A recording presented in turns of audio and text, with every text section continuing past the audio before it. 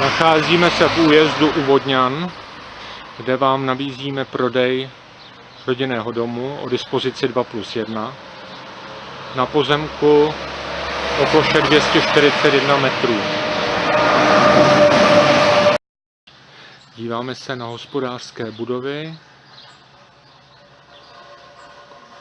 sklad uhlí, tady je kotelna,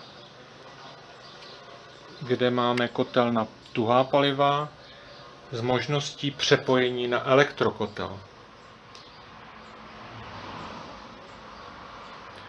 20 hodin denně je tady snížená sazba elektřiny. Rodinný domek stojí na pozemku o výměře 241 metrů. Má takovouto zahrádku,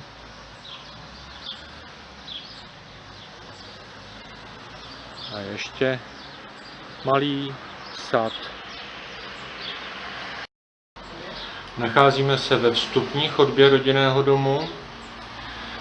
Proti vstupním dveřím je samostatné WC.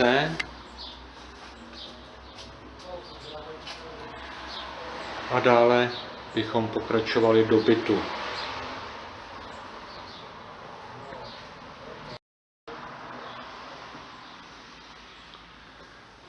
Dále postupujeme do koupelny, kde nacházíme vanu, umývadlo, teplá voda boilerem, spíš a hlavní obývací místnost, která je spojená s kuchyňským koutem, který včetně kombinovaného sporáku zůstane v domě po prodeji.